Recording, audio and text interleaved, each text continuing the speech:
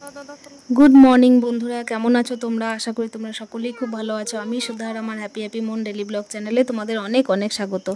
तो सबार प्रथमे बोली जारा ब्लगटा प्रथम देखछो तारा प्लिज आमार चैनेलटा सबस्क्राइब करे निओ। चैनेलटा आमार एकेबारे नतुन, ताई परिवारटाओ एकदम छोटो। এই পরিবারকে বড় করে তুলতে তোমাদের ভালোবাসা সাপোর্টের খুব খুব প্রয়োজন।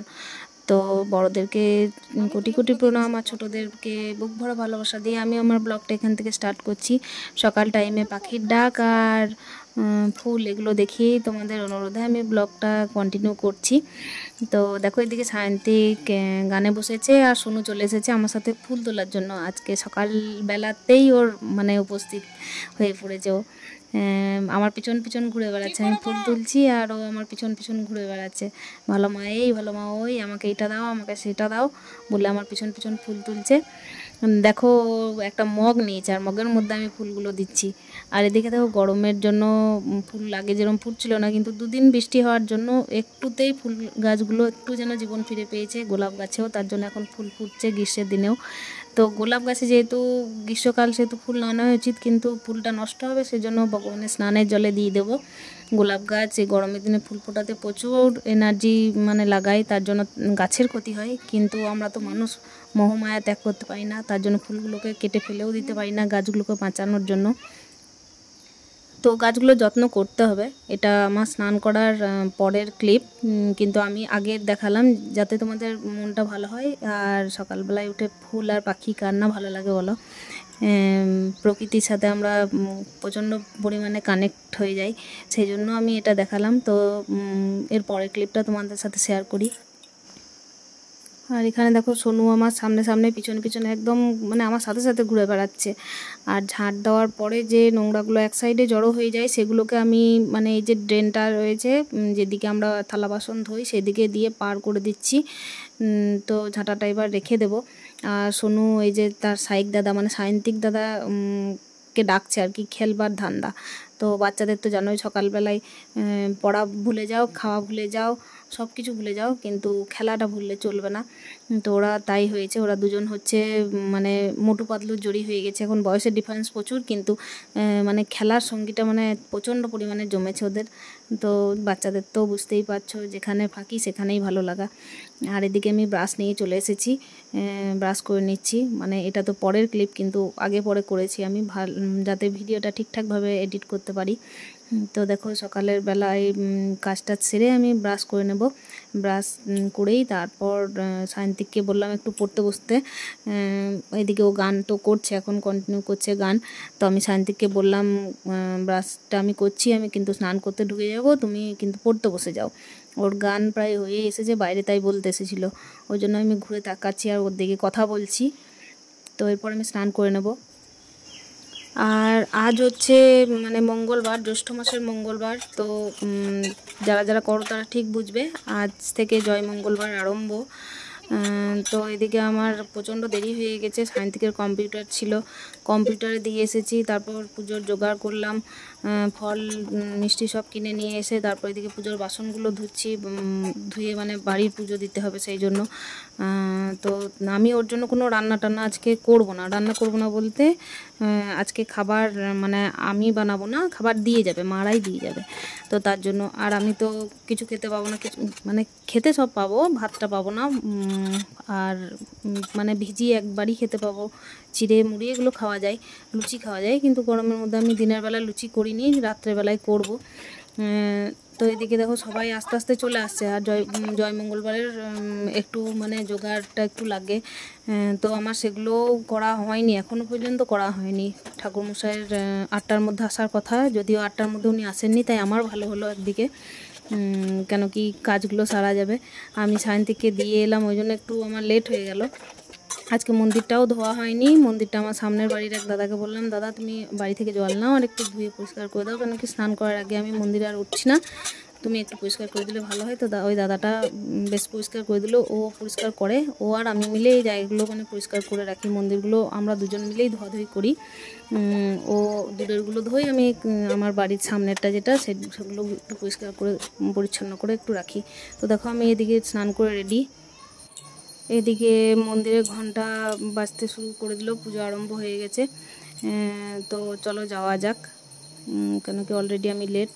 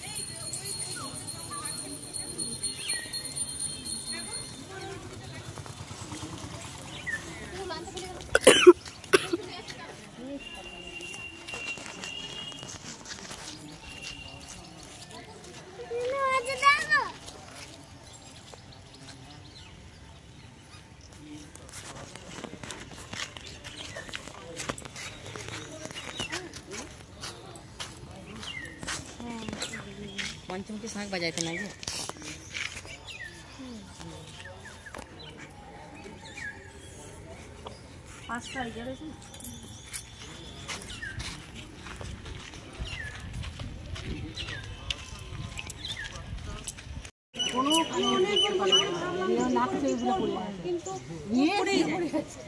তাকাও দেখি।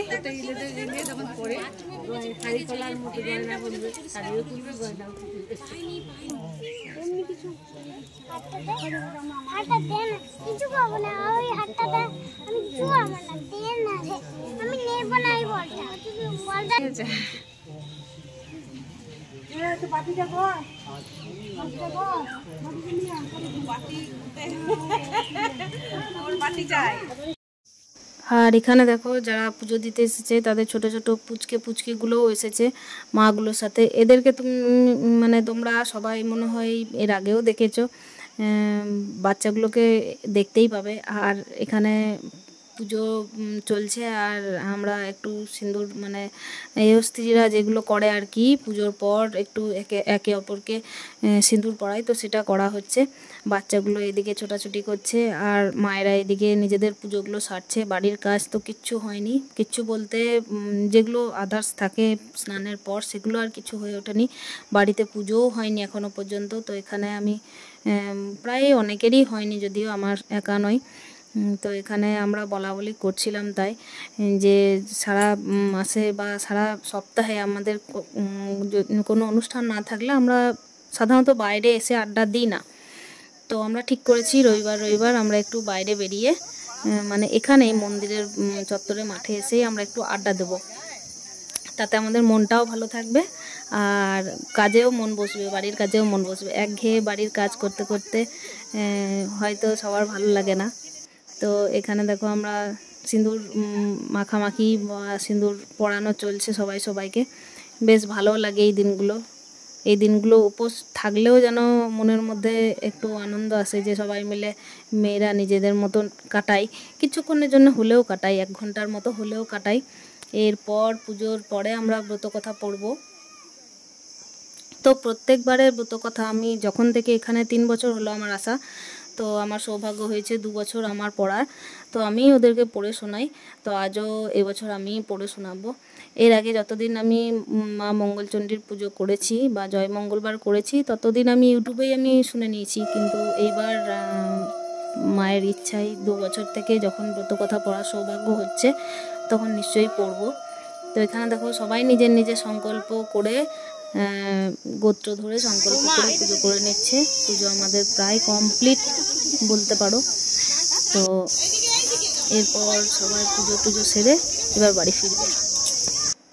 আর এখানে দেখো সিঁদুরগুলো এত পরিমাণে দিয়েছে যে আমি একটা টিস্যু নিয়ে মানে জল দিলে গোটাই হয়ে যাবে, ওই জন্য টিস্যু নিয়ে প্রথমে মুছে নিচ্ছি, তারপর আমি মুখটা ধুয়ে ফেলবো। মানে এত পরিমাণে সিঁদুর মাখামাখি হয়েছে যে টিস্যুতে আর কোথাও জায়গা ছিল না, ফ্রেশভাবে মানে মুছে নেওয়ার জন্য আর কোথাও জায়গা ছিল না। টিস্যুটা আর দেখা যাচ্ছে না, সাদাটা এবার লাল হয়ে গেছে। তো এদিকে খিদেও পেয়ে গেছে প্রচণ্ড পরিমাণের, খেতেও হবে, কিন্তু এগুলো শাড়িটারি ছেড়ে আমি মুখটা পরিষ্কার করে নিচ্ছি আগে, না হলে ভালো লাগবে না, মানে নিজের ভালো লাগবে না। তারপর আমি একটু ফ্রেশ হয়ে তারপর খাবো। বাইরে প্রচণ্ড গরমও ছিল। তো দেখে মনে হচ্ছে যে সাদা টিস্যু মনে হচ্ছে না, লাল টিস্যু। তো চলো এবার খাওয়া দাওয়া করে নেব।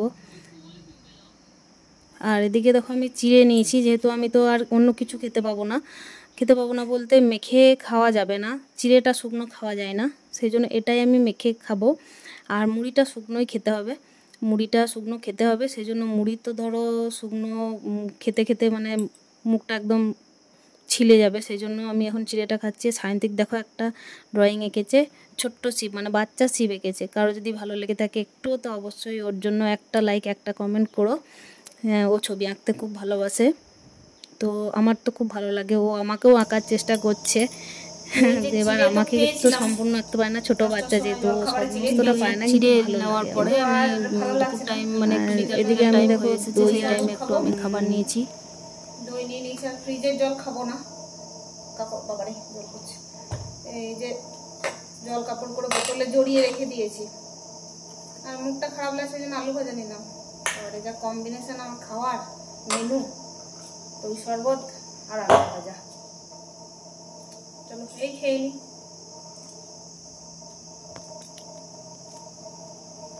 ঠিক আছে, দই বাবু জিনিস সব রেখে দিয়েছি, বাবু জিনিস আমাকে নেবো।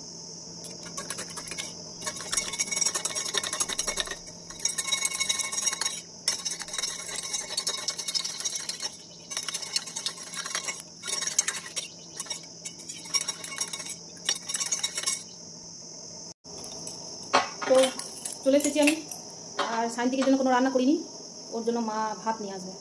তো আমি এটা খেয়ে নিই, দুপুরবেলায় আর কিছু খাবো না, শুধু দই শরবত আর আলু ভাজা। তারপর রাত্রিবেলায় মানে বিকালে কিছু খাবো, ফল খাবো। তারপর রাত্রিবেলায় একটু লুচি করবো গরমের মধ্যে, তাছাড়া আর কি খাবো, কিছু মাখিয়েও খাওয়া যাবে না, মুড়িটাও মেখে খাওয়া যাবে। জয় মঙ্গলবারের এইগুলোই নিয়ম, মুড়িটা খাওয়া যাবে কিন্তু শুকনো খাওয়া যাবে। শুকনো মুড়িটা কী করে খাবো বলো, আলুটা মেখেও তো খেতে হবে, বা ঘুগনি দিয়েও মাখিয়ে খেতে হবে, সেটাও হবে না। তো যেটা পাচ্ছি সেটা খেয়ে নিই।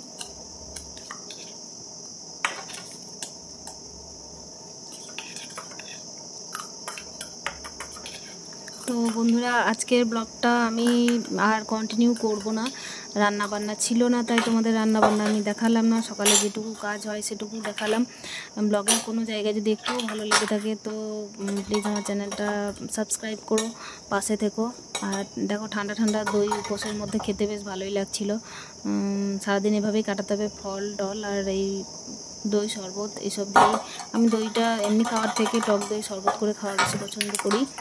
তো ব্লগের মধ্যে যদি কোনোটা জিনিস আমার খারাপ লাগে সেটাও কমেন্ট করতে পারো, যদি ভালো লাগে তো সেটাও কমেন্ট করতে পারো। ভালো খারাপ নিয়েই সমস্ত কিছু, ভালো কমেন্ট করলে অবশ্যই ভালো লাগবে, আর নেগেটিভ কমেন্ট থাকলে আমি নিজেকে সংশোধন করার চেষ্টা করব। তো ব্লগটা আমি আর কন্টিনিউ করছি না, এখানেই ব্লগটা শেষ করছি। বড়দের চরণে প্রণাম আর ছোটোদেরকে ভালোবাসা দিয়ে ব্লগটা আমার এখানে শেষ করলাম। দেখা হচ্ছে নেক্সট ব্লগে। তো তোমরা ভালো থেকো, সুস্থ থেকো। পরের ব্লগ নিয়ে আমি আবার আসছি। ততক্ষণের জন্যে স্টে হ্যাপি উইথ হ্যাপি মন।